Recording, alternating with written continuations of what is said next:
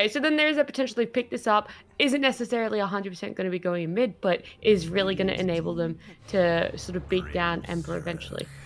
I'm seeing a lot of supports like being picked up. Yeah. Unless we get a Grim mid, but I think Snap's more likely to be mid than Grim. The only non-pos 4 or 5 Grim that we've seen was Jabs, right, for Fnatic, and that was in the off lane. Yeah, I've seen mid Grim, but not in SEA DPC, I think. Maybe in Europe. Yeah. I've seen Topson doing it in SEA pubs. He's been having fun with it. I do I've seen mid remember Rubik as well, but I was gonna say, I do remember we asked about the Grim going off lane, and like even the Jakiro, we saw it. They say that those things work when you have a body similar to Spirit Breaker, right? And they picked up Spirit Breaker, so there is a potential it does run that way. Not likely, but they do have the formula to potentially make it happen. But this brew, I'm pretty sure you talked about it, Danog, earlier, that you really like the brew. I do. I was actually probably expecting Raging Potato to be the one that picked it up for SMG, just because it is not necessarily like a body, but it's an insane amount of teamfight control as long as you're able to get that ultimate off. My issue is with this Brewmaster is that you've got a lot of control for SMG to potentially chain lock him down, and it's really only kind of like what we saw last game, GoDz. They don't have stuns on Boom. It's a lot of silences, some roots in place, but no stuns. So how are you going to be able to stop a Fiend's Grip, a Charge, a Cookie, a Inkswell onto the Brewmaster? Might be a little bit challenging. It feels like they're hoping Yopaj can do his thing where he just goes like diving on the backlines and kills supports.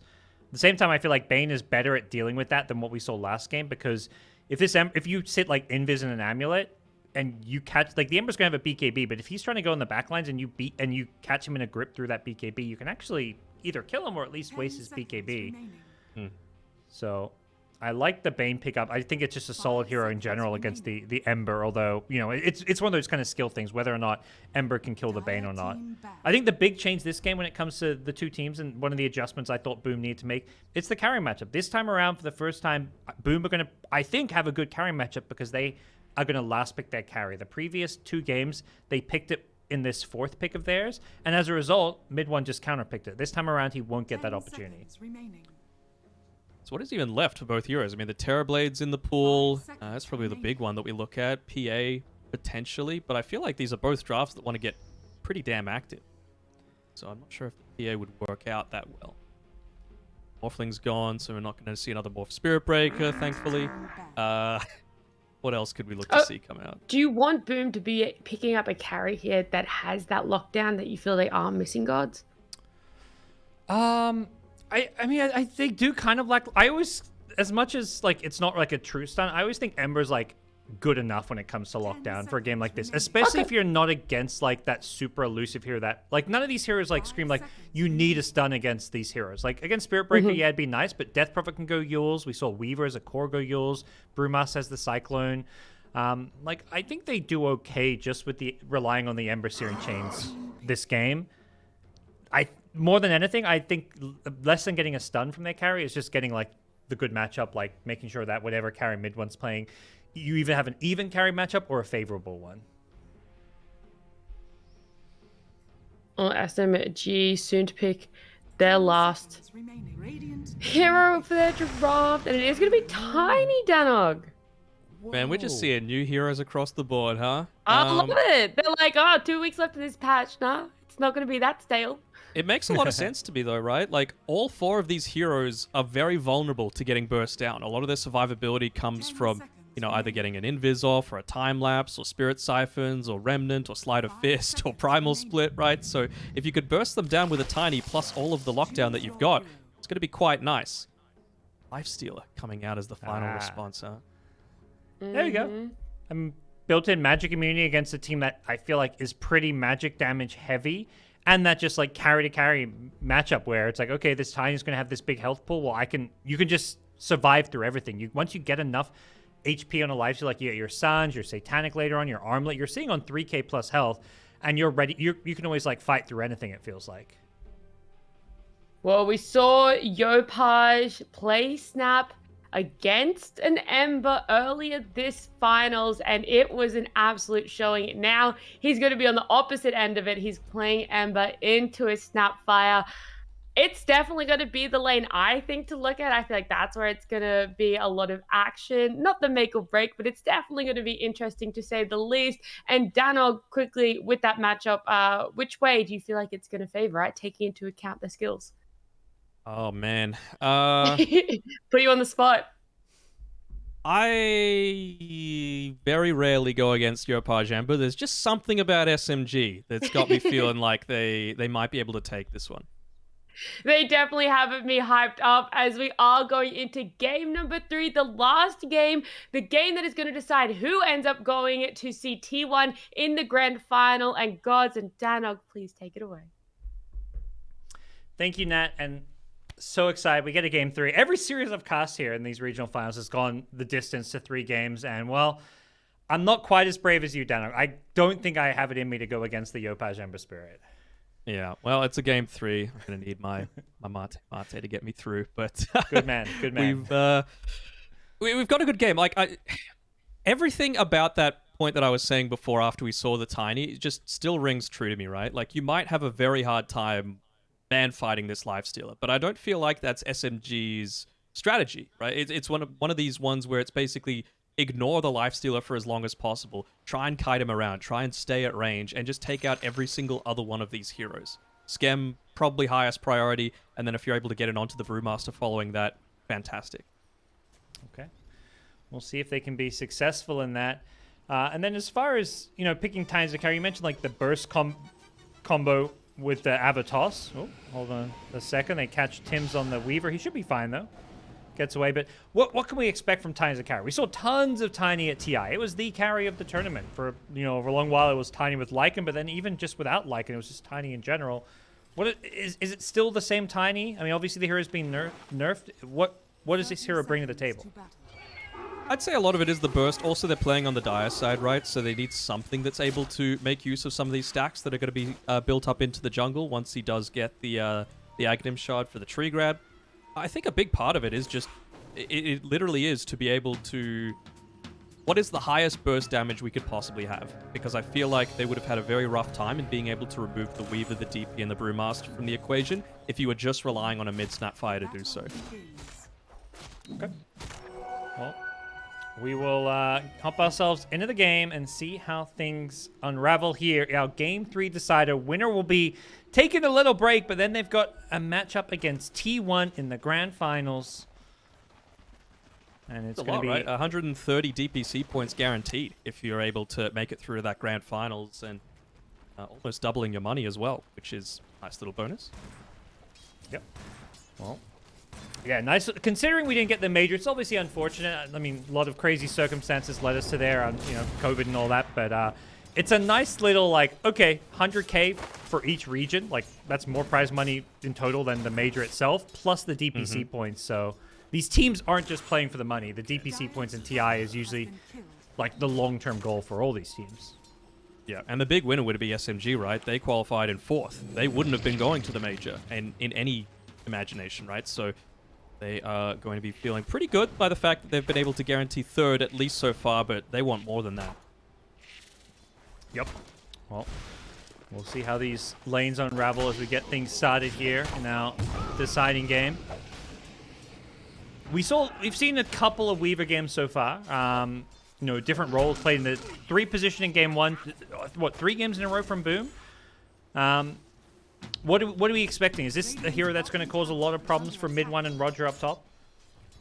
I don't think really. Like, just because there is also the threat of a potential, like, Nightmare set up into toss back underneath the tower into, some stuns once mid 1 perhaps hits onto his level 3. But Weaver not really one of those heroes that's susceptible to that, right? You could just Shakuchi away. So I think he's going to be fine in terms of not dying in the lane.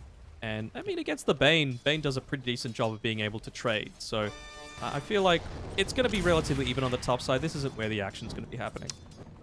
I'm maybe eyeing off this mid lane, because when Yopaj has played the Snapfire side of this matchup, he has had a field day against Ember, but considering that's, like, his specialty, you gotta imagine, like, he has a pretty good idea of maybe how to play into it as well.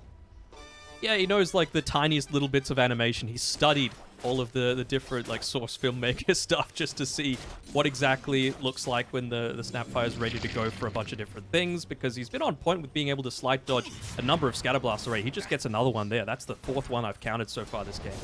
Wow. Yeah, that's a lot of damage being blocked at that point. I mean, he's seeing full health, and Moon, meanwhile, also full health. But the big thing is he's chewing through his mana to try and zone Yopaj out, but unsuccessful. And as a result, like, if you're trading farm, that kind of favors Yopaj in the end.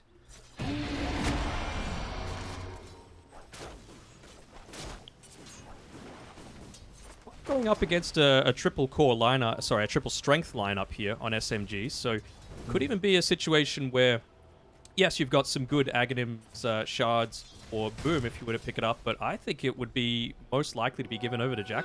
That open wounds is very good. 2% of target's max health per attack is pretty damn effective. He's already going to be able to survive well enough, but just in terms of being able to dish out further damage.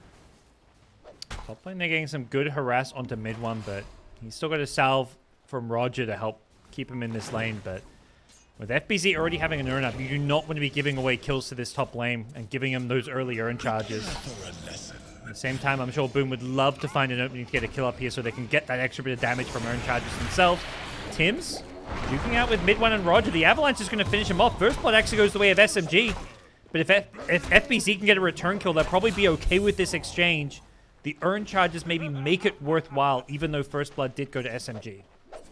Yeah, exactly on your point. The earn charge is such a big difference in any kind of trading for trading matchup. Even giving up the first blood honestly feels okay. Mid one, though, he'll be very happy to have that one picked up. What's he got coming out to him? Is he just going straight into the power treads? Yeah, so it's a lot of that harass, and he hasn't been tossed back underneath the tower yet, but FBZ will need to be careful of that if he continues to push this lane up like he has been. He's a bit low on mana. Mid one actually may be in some trouble here. Second earn charge? Yep, there we go. Uses it offensively. That's why those earn charges are so important, and you get 2 of them, you use them both. Suddenly you're back up to 2 if you get a kill. So they get those 2 charges right back and get the tiny kill. All of that comes down to you give up a first blood, but it's well worth it. And I think it comes down to some really good shot calling as well from Boom. They saw that Roger TP'd to that mid lane to make sure Moon's bottle was refilled. So they said, we guarantee a 2v1 matchup. Let's dive. Let's make it happen right now.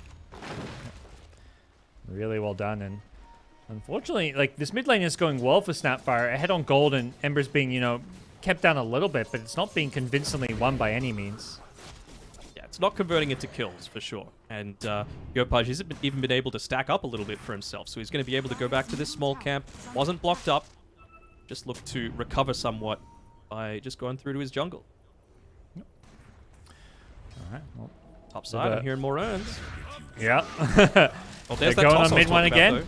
Yep, toss in the tower. FBZ gets low, but the Nightmare's going to stop the tower from hitting him for now. But with the bugs coming out, Tim's looking for that Roger kill.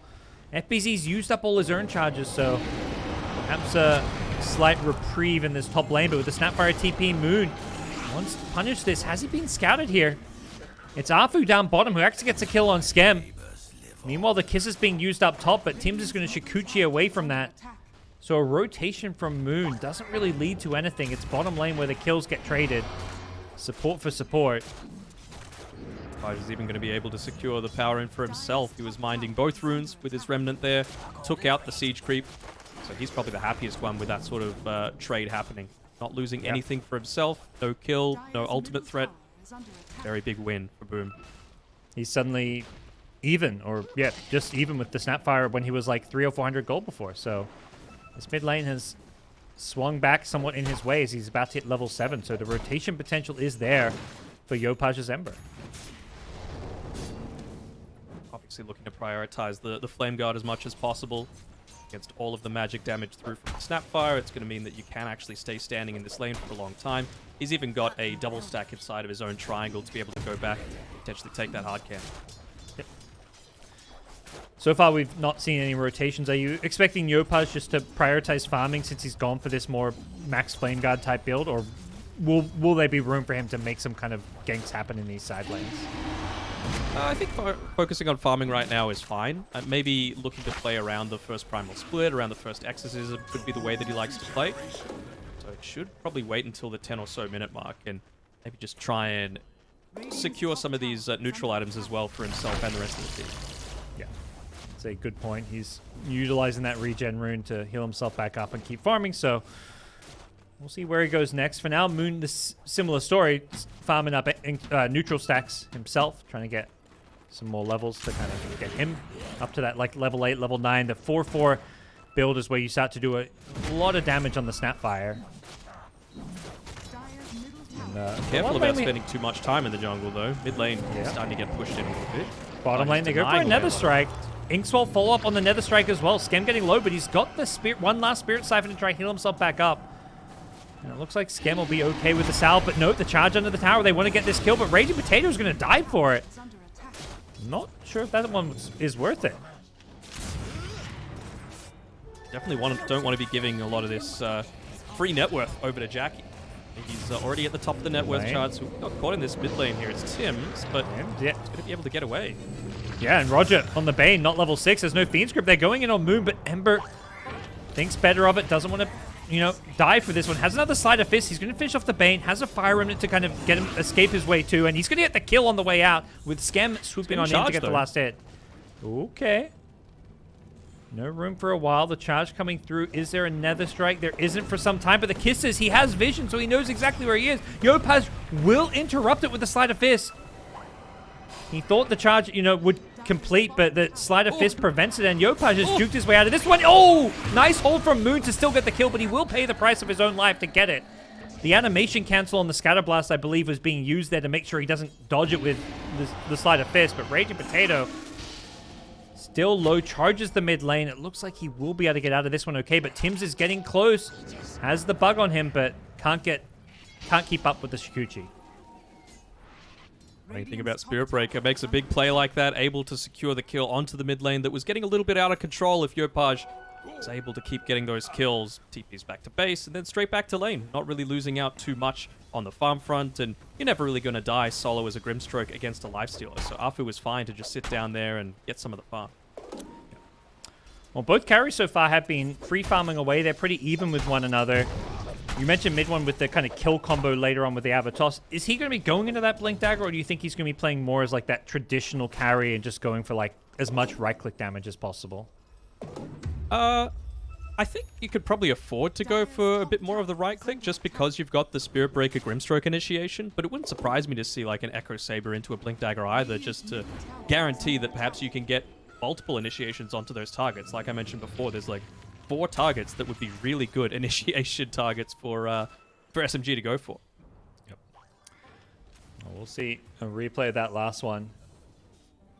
Some of these kills going the way of Yopaj under the tower, playing so aggressive as we've come to know and love with his Ember Spirit, but ends up biting off a bit more than he can chew, even though he does dodge all the kisses. Maybe just waiting for the Mortimer's Kisses to come back off cooldown as Potato as well. Position to go for a charge. Buzzsaws back in. There's the charge on a Skem's Death Prophet. He's got the Exorcism off. He needs to heal his way through this one, but he can't do so. The burst damage was there with Moon's Snapfire making sure they got that kill. Raging Potato on the low ground doesn't have a charge for another couple of seconds and could be in some trouble, but with Snapfire on the high ground using those kisses and the grip as well to lock him in place, the Lifestealer Infest trying to heal him back up, but it's not enough. It's just the Lifesteal of Jackboy's trying to turn this fight around with the Brewmaster's Primal Split wearing off. They're going to try get the Bane, but he actually survives his way through it. The stick charges and the heals. He survives, and Lifesteal, he's going to finally kill off a Bane, but that's just a Bane. They need more to maybe make it worthwhile. Raging Potato charges onto the Weaver. Tim's doing some good damage here, but the Avalanche going to be off the mark as the rage coming from Jackie means they can maybe re-engage here, but seems like Boom maybe don't feel confident. Without the Ember Spirit there, they just don't have the best catch. A nice attempt there with the Infest to save the Ember Spirit, but it's just not quite enough, and Yopaj ends up going down again. Feels like he needs to prioritize a whole lot more of this, survivability front. He's got the Orb of Corrosion. Oh, gonna find out here, mid one. Yep. Don't have the Exo though. And they don't have any points in Searing Chains yet, so I don't think they've got the ability to kill him. Instead, they're going to go on Afu. Gonna try and convert this into a tower push. Siege Creep's still alive, so certainly is a possibility for FBZ, even without... Actually, was he there for that kill? kind of surprised he was in range for it. So he got the Urn of Shadows charges. I thought that would have been an absolute disaster if he had to start taking these next few contests without any of them available. But he's got the 2 back again. What Boom's next move is going to be. Jackie quietly farming up a storm. I mean, you touched a bit about what the Tiny can do with his build and his game. It feels like this lifesteal is going to very quickly become pretty unkillable. Even though, you know, SMG are going to want to ignore him, it does feel like Jackie is going to be an issue for them. Yeah, I mean, it's just going to be... I wonder if they're going to itemize a little bit more into things like, you know, the core stuff, just to play around the terrain a little bit more, so that the lifesteal, you can just look to avoid him and focus down the rest of the heroes. But certainly having a good start, and you can just see the thing that I was talking about with that burst potential. GoDz, he's going for a Yule Scepter. Not super uncommon for an Ember Spirit for sure, but in my eyes, a necessity this game in particular. They tried to start a fight in the bottom lane on Boom, but they'll get the tower denied. I believe Tim's got Scatter TPing in, and as a result, SMG disengaged, but they've only got 3 heroes on the Boom side. Roger's looking for a Fiend's Grip here, but Tim's on the high ground. Gets the bugs out. They know they can't let Roger get off a good Fiend's Grip. They've got to try and kill him first, but Skem taking a lot of damage from the kisses. Does get the Yule Scepter up in the air, so that keeps him alive for a little bit longer, but he still can't siphon his way through this. Tim's on the backline, wants Raging Potato, but he gets Netherstruck here, and mid one does end up going down. Really well played. The Infest giving a little bit of heal as well as they get a 3rd kill in this fight. They're looking for Apu. They may even get all 5 here. Moon, the big kill if they can get it. He's going for the TP out, but they've got the Searing Chains to cancel it. It's a full team wipe as Boom Esports destroy it in the bottom lane. Who needs stuns, right? As long as you're just incredibly hard to kill, and you know that's off the back of the Death Prophet. Like a couple of fluffy hats. He's just all about the survivability right now. So going into the Glimmer Cave, it's going to be pretty damn effective against all of these types of damage that are going to be coming through in the early game for from SMG onto him. Yeah, just surviving long enough that just forcing like that extra spell. It just felt like they always had to use a little bit more. Roger could never find like a good Fiend's Grip on the Bane. And speaking of Roger, he's being chased down here. Tim's will, Skem will come in, secure the kill. And yeah, it feels like they're doing a really good job addressing the fact that they can't let Roger get off a good Fiend's Grip here. But perhaps a bigger kill. FBZ, yeah, needs to get this bug off of him. He doesn't have the Primal Split even with the silence gone. On the backlines, Jackie zoning out some of the other heroes on his lifesteal a bit. Mid one might die. Yeah, mid one might die. Moon also, the Snapfire, he's being chased into the trees here. Does manage to get himself back to the high ground with the cookie. Tim's wants this kill. Doesn't manage to get the mana for a Shikuchi off, so he can't quite chase him down. They lose mid one though. Trading their carry for the enemy offlaner. Another Boom Esports favored trade. And they... Sure, he doesn't get the ultimate because, you know, it was on cooldown, but just the use of the Spirit Vessel really being active on it here on FBZ. He's suffering in net worth, but what he's enabling the rest of his team to do is great. Against a hero like the Tiny, great strength gain. Well, he's going to be dealing a ton of damage through with that one there. Yeah, so I have to wonder, like, they're setting up, it seems, for a kill onto Jackie down here. Do have the chain control as well. Yep. Silence to follow it up. The cookie is there, and they do bring Jackie down. This lifesteal's a problem, but we see here they do have ways to deal with him and to kill him. They catch him by surprise and he's alone. They can break him down. The Fiend's Grip as well. All right. So I was kind of thinking, like, obviously that kill was great, being able to take the lifestealer off the map, but for me the most important thing is mid one. He needs this Shadow Blade. You can't just stay under vision the entire team fight because FBZ is making your life horrible. Just constantly being focused down by that Spirit Vessel. And you're lacking damage right now to be able to burst down heroes like Skem. You know, he's got the still just the 2 fluffy hat charges. What did he end up buying? Just a crap ton of wards, I guess. Not even wanting to get the casual cloak to prevent himself from getting bursted. He's unfortunately still living that 5-position life where he doesn't get the luxury of buying too much, for at least for the time being. Maybe that'll change if they get Philosopher's Stone or something, but I feel like even then Tim's will be the one taking priority. Just the cloak, you know? That's all I want. It's 15% magic resist against a Snapfire and a Tiny at this stage of the game seems pretty damn effective, especially when you're a Death Prophet with tons of survivability. They smoke up mid. Mid one does go into Invis. They're going to need some detection here. They get the Atos with the Sentry Ward.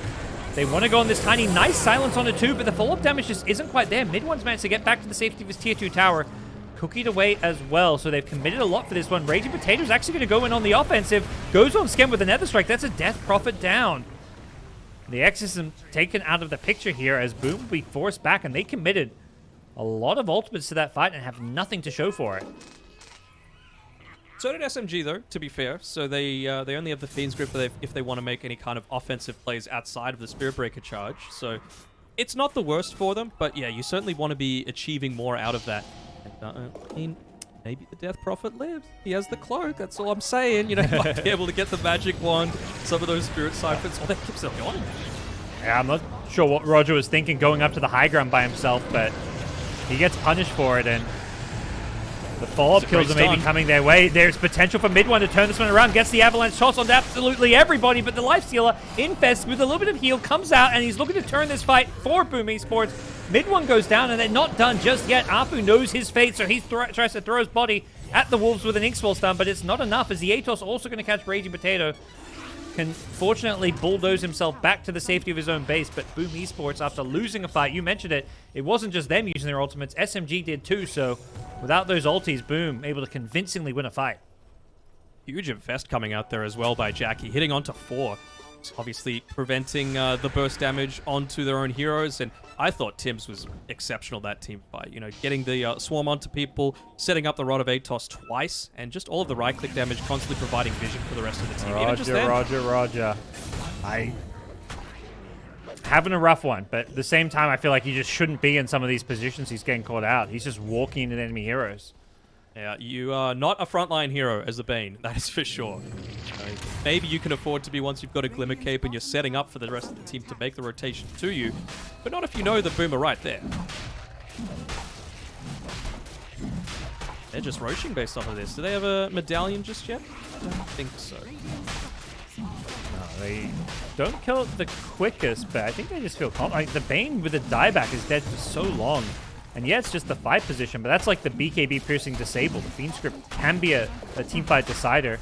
And Skem's position just to scout out any rotation over towards that pit, so I'll get Rosham without a fight.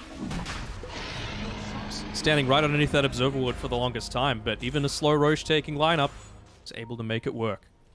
Yep. Well, for SMG, they're going to be a little bit concerned. With the feast there, obviously, like you mentioned before, he's not going to be lacking in survivability. He's not going to be necessarily lacking in damage, as long as he can catch people. So that's why I really like the Skadi pickup as another Atos coming through. Unfortunately for Roger, it's him that Boom Esports once again have their eyes on. Miss Bane is really struggling to find a place in this game with how aggressive Boom Esports are playing anytime they see him. There's a bit of a counter push coming in the bottom lane. Mid One, yeah. And they got the detection, the dust with the Atos. Mid One going to look to TP out, but Yopaj has the Yule Scepter, the Sleight of Fist Yules. Canceling that one. Searing Chains is there as well, and yeah, there's no escape from Mid One. TP coming in from Move. They're going to actually look to turn this one around. Mid One will end up going down. The kisses come raining in as well. Yopaj going to be more than okay, and they may go chasing looking for more with Raging Potato charging his way in. That's a kill they can try and go for, but the charge luckily hitting Yopaj, preventing him from getting that Yules. He remnants away to the other side. He's actually still hunting. He has an idea of where Raging Potato was charging to, but doesn't end up finding him. Raging is playing another really good game. Level 14, 2-2-7, not feeding away kills and setting up for a bunch. Even with that previous fight where you had that great Infest coming through from Jackie, he was hitting like 4-man charges from areas of the map that you wouldn't be expecting a Spirit Breaker to come from. No glyph though, so this siege creep on the top side is going to do a lot of work into this tower alongside Jackie. Tim's is playing a great game.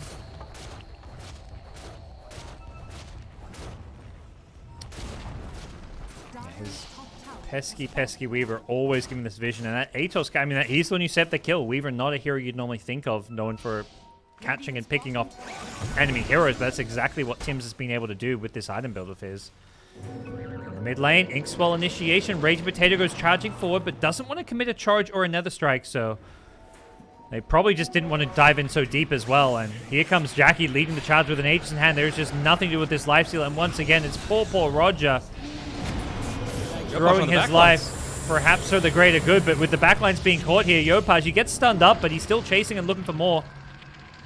They'll at least get Afu, and Yopaj maybe thinking they can get another kill here. Raging Potato's being dusted up. He's trying to charge his way out of this. Charges the mid lane, but Yopaj is Tim's hunting. is already He's there. TPing around to try and chase him. Atos, I think they've got him. Another Searing Chains will be there in a second. They've got the Yule Scepter to stop the Bulldoze away. And there's the Searing Chains. Nice attempt. I mean, I like this itemization, particularly by Boom, right? The Yule Scepter, yes, it protects you against a lot of that burst potential that I was talking about before, but it also acts as that, like, pseudo-lockdown. It might not be a stun, but at least it prevents people from joining into the team fight prior to their BKB. Same sort of thing with Tim's Atos, right? Lots of good stats for a Weaver, and even... It's not gimping him, because he's got the Gleipnir skill queued up. So he's going to be a significant damage dealer as well as in his own right. Jackie. Oof, we can see the damage potential there from SMG. They take out the first life on the Aegis with ease. But no real way to kill him a second time when he can just rage his way out of there. And Aegis was expiring in about a minute's time, so not the end of the world. But SMG looking to capitalize. They smoke up immediately, ready to take a fight. BKB on Yopaj's Ember, though, so he's going to be hard to deal with. Not to mention FBZ on his Brewmaster has an Aeon disc, so there's not really a good target to go on, potentially. Yeah, he's got that Skadi finished as well, which is pretty significant. I'm sure Scam is... Oh, this will do. Tim. Yule's up. Elsewhere, Yopaj has got some kills here. They've caught Tim's in the bottom on the Weaver. He's silenced up and charged, so he will go down. And, well, elsewhere, it was Yopaj dealing with Roger's Bane once again. A bit of deja vu there. Scam, who just hit the level 2 based off of that kill with the Bane as well. So I wonder if they're going to look to perhaps catch someone on the retreat here. Be just as Moon TP's out, though, on Scam. They're still showing in this bottom lane, and here comes FBZ and Scam. Afu going to find himself with some Primal Split Warriors to deal with, as elsewhere it's a bigger kill. It's mid one going down. Yopaj found the kill on him, I think, with some help. Back in the mid lane. Yopaj isn't done. He gets Yules and he returns the favor. Throws out a BKB. He does get instantly gripped up, though, but it gets countered by a nice silence from Scam. Big part of why they picked this Death Prophet to answer that Fiend's Grip, and Yopaj will have another Searing Chains in a second. Catches 2 with it, and Scam charging forward the exit and doing some good damage here. It's the 5-position Death Prophet, almost getting these kills here. Roger gets so low, but they can't quite finish him off. Either way, Boom, I think, going to be happy with the end result. As the kill on mid one at top and the pressure they're applying mid, really keeping SMG on the back foot. The Yopaj hyper-aggression coming into play again. I think it was an Infest Bomb inside of the Ember Spirit onto the Lifestealer that enables them to take down the Tiny, immediate TP to mid, and then just making the play onto the Snapfire as well. So not giving himself a moment's rest and making every situation work for him. One of the big issues with Snapfire, we saw it yesterday when Yopaj lost with it, it does feel like this hero starts to fall off a bit, and that's kind of maybe where we're at with this point in the game. Like, he's got the Blink shard, so he can be that initiator, but as far as like where he goes from here, it doesn't feel like a traditional mid laner that's going to scale into the late game. My big issue is, like, he's finished up a Silver Edge now on mid one, but it just feels very underwhelming, right? Because, sure, it might be nice to do a lot of damage, but provided that your sentry coverage is fine, you're not going to catch out anyone on Boom's side. I feel like still the Blink Dagger was probably the item to go for, just so that you could do a lot more farming based off of hero kills, as opposed to farming around the map. As we get another Infest Bob going here with Yopaj. Has to be careful, though. Done this a few times here. He goes Remnanting in to start this fight. Pops the BKB. They need to get the detection on mid one, who just goes in the invis, and they are going to look to turn this one around. Lifesteal getting so low. Jackie, he needs to try find a way to Lifesteal's way through this one with the piece. He's almost surviving, and it's working. Jackie has lived through it all. He does end up dying to a Scatter Blast, but he gets 3 kills on his way out for his team, or at least assists in 3. And they'll get a 4th with the Brewmaster killing the Afu. Grimstroke, only Roger surviving. For once, he's actually alive. He's alive. He TP's out. Mission accomplished. Yeah, but that fight is everything so else, not so different good. if it's like 15 seconds later, right? Because Fiend's Grip isn't there. It's not like SMG made the play into them, right? That was Boom taking the initiative, but it's just these like tiny little timings. 15 seconds is an eternity in a game of Dota at this level. Yeah. You can see there how pesky this lifestealer is. Once again, we'll take a look at this fight.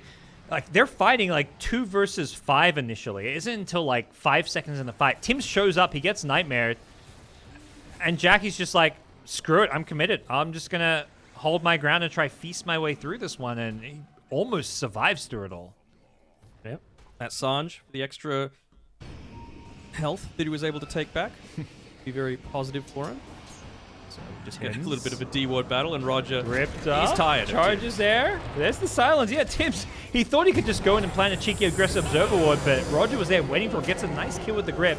Mid one's been cycloned up though, so they can just take this fight while ignoring the Tiny, and I think that's exactly what Boom have in mind as they go in on the Bane once again. Look to deal with the supports first, and now mid one, you can go on him next. The Death Prophet barely surviving on the back lines, gets healed up by Jackie with the Infest, and Raging Potato, he's committed in deep.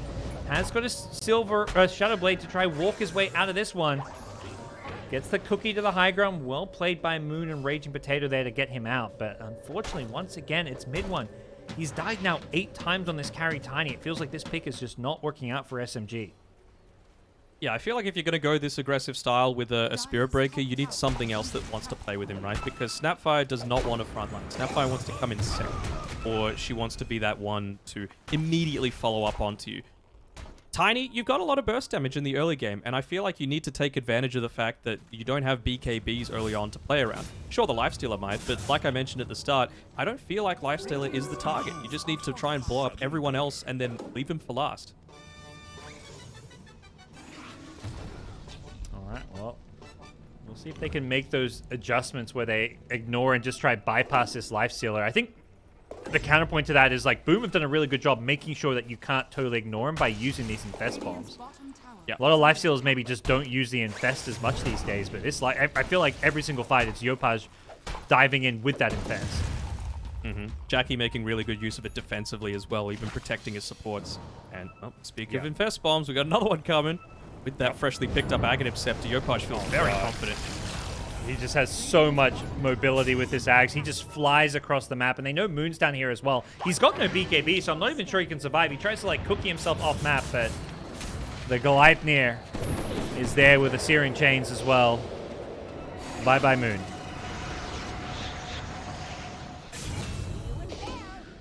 It's a race between Jackie and Yopaj to see who could get the last hit. Yopaj is like, you know, I'm the idol on this team. You're the new boy. You got to give me these kills.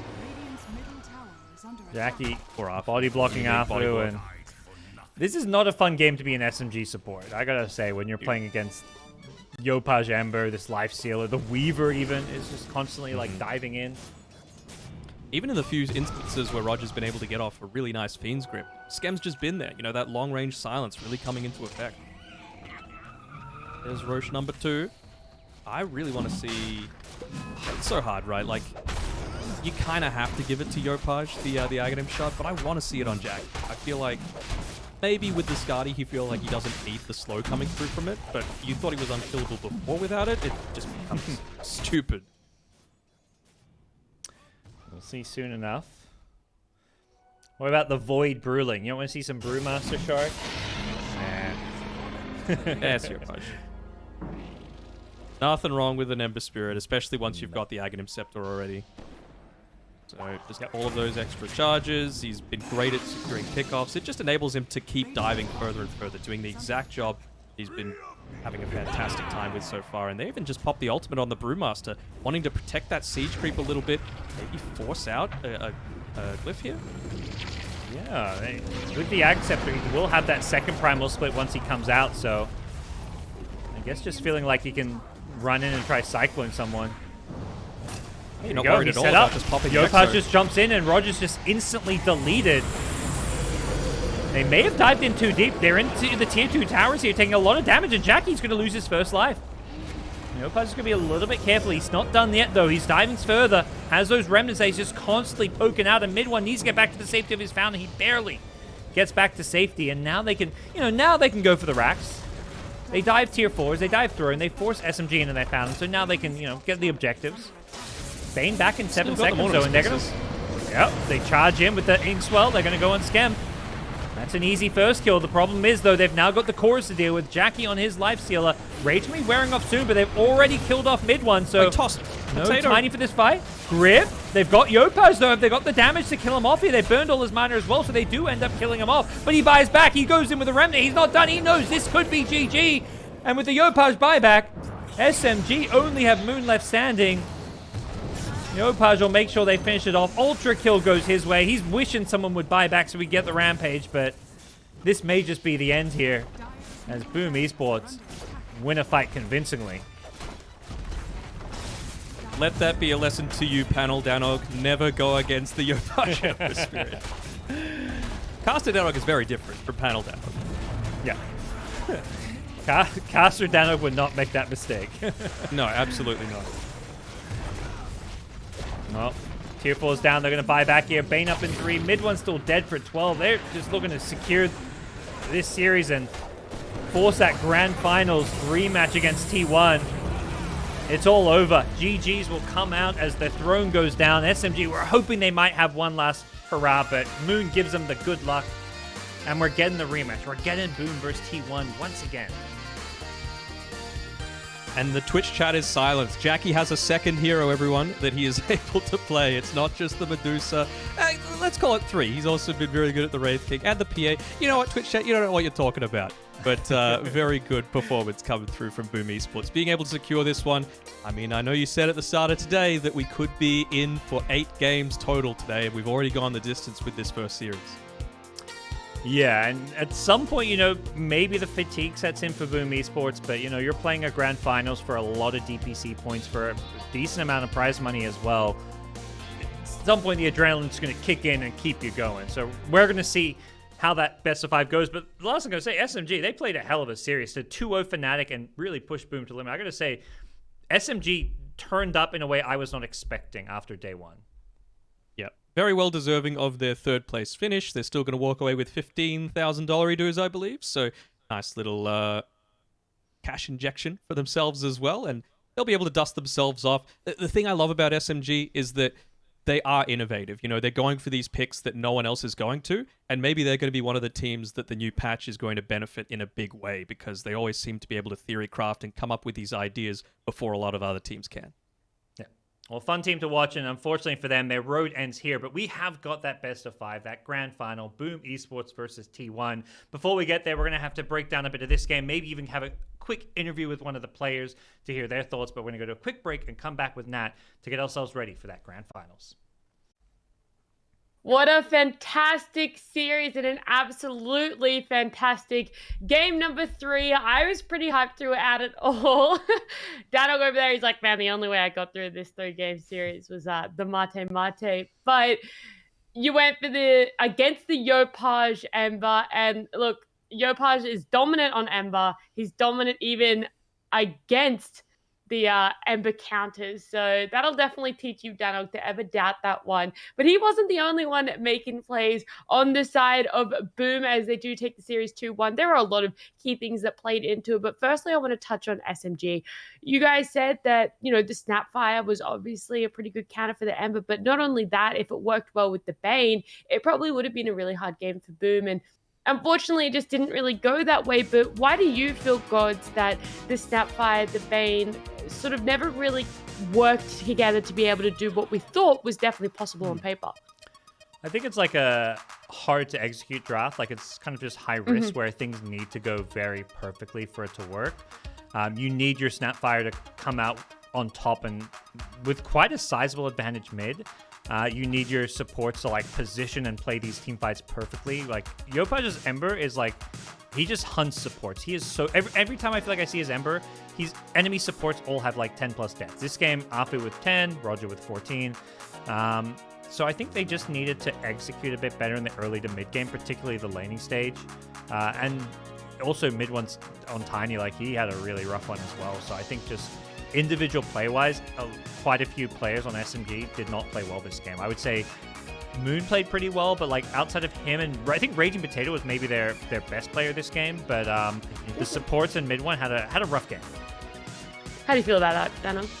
I'm in agreement with that, and I think whenever you're going up against particularly Yopaj's Ember Spirit, you just saw how much, like, he was always active, but he just got so much more active as soon as he picked up the Aghanim Scepter, you know, more of those charges onto the ultimate. He was constantly just fishing with it, just looking for any kind of vision onto the backline so that he could hopefully burst someone down. And if you're just dying a few too many times, giving away that easy gold on Roger in particular, it just felt like it was always going to be a little bit lacking. So maybe also not having that item build to enable you to snowball. I know I was really wanting the Blink Dagger on the Tiny after the Echo Saber, just so that you could get a few of those early kills and enable you to get the farm from that and really stifle the snowballing fashion that it felt that Boom were going about it. But to their credit on Boom as well, like I said during the game, the Yule Scepter, very effective at being able to stop a lot of the burst from happening onto Skem.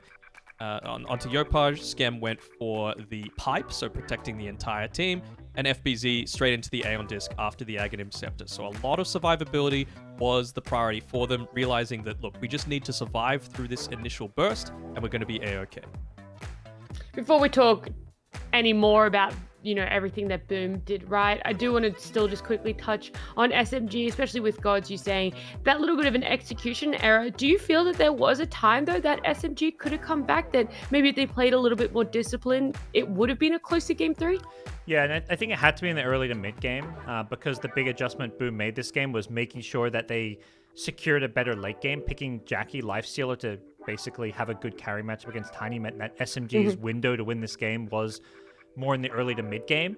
I think utilizing that Grimstroke Spirit Breaker, charging in with Inkswell, they needed to be the ones getting, a kill a minute. Instead, they were the ones who had 17 kills to Boom's 44. Obviously, a lot of those kills coming once the game was kind of over, but I think SMG just needed to be constantly aggressive, making moves. From the start, Moon's first TP rotation to the top tier 1 tower didn't get any kills. Like, stuff like that really adds up and sets your game back. They needed to be constantly hunting, finding these kills, playing like a really clean game in terms of execution, and then it could have looked very different for them. They definitely were trying to hunt down for those kills, just not successful, and that's a big credit to Boom and their playstyle, their movements. And you talked, Danog, about the itemization of Boom. They knew potential weaknesses, ways that SMG definitely could have gotten on top of them. But how else were they playing, like with their play style, that really made sure SMG weren't able to have that runaway? Well, we saw it a bunch of times. Like, I feel like Skem was perhaps a little bit too fearless at the start of the game, constantly just popping the exorcism and going straight into the team fights. But he was getting focused down, not respecting the burst potential that they had on SMG. He adjusted his game style a little bit, obviously getting a few more items to enable that survivability, but also just playing behind Yopaj a lot of the time. Death Prophet, pretty fast hero, ended up having the spider legs as well at the end of the game, and it was just running up behind Yopaj so that in the rare occurrence that he was getting caught out by the Fiend's grip, you had that ranged silence to be able to break him out of it, and then he was okay to just continue running on forward and have that Ember Spirit really soaking up the majority of the attention so that you're actually getting your exorcism to do the work for you. Well, this is our lower bracket grand final. I'm trying to think of the words here. We don't have an interview for it because Boom are getting ready to jump into the grand finals. We're looking at this bracket here, so you guys know that we have one series left, not just for today, but for all of the DPC 201 Southeast Asian Regional Finals. It is that T1 Boom rematch. We saw them play off yesterday, and it went in the favor of T1, but only slightly. But now that we don't have the interview, I do just want to ask you guys before we say goodbye to GoDz and Danog, do you guys have any thoughts, any more remarks, or anything you want to say about the regional finals that has been, starting with you, GoDz? It's been great. I love how close and evenly matched up some of these teams and series have been. And it's kind of crazy that the two teams who made those roster adjustments are actually the two teams left standing. I'm most excited for that carry matchup. Gabby has just looked like a man possessed with the way he's playing. He was being like the stand-up player so far for T1. And then Jackie, I think, if he can keep showing this versatility with his hero pool, I think it's going to be a really close battle here in the grand finals. No doubt. And what about you, Danog? Yeah, it's been a pleasure casting it. SEA donor, it's always the place to be. And yeah, I'm keen to see it. I've got a little bit of a bias towards Boom, perhaps winning at the end of it all, because in my eyes, a good top of the region is good for the rest of it because it means more C teams at TI. So let's just load all the DPC points onto Boom for the very start of it all. That is true. Now that both of those teams, T1 and Boom, have made it to the grand finals, both of them are secured to get extra DPC points, whether they end up winning or not. Unfortunately, SMG getting knocked out here. They do still pick up $15,000 for the team, which is great, but they don't get any more extra DPC points on top of the 60 that they got in the league. So a little disappointing for them to not grab any more DPC points, but it is going to be a very exciting matchup between Boom and T1 as we do head to our break, and we will be back with two new fresh faces to be casting the grand final.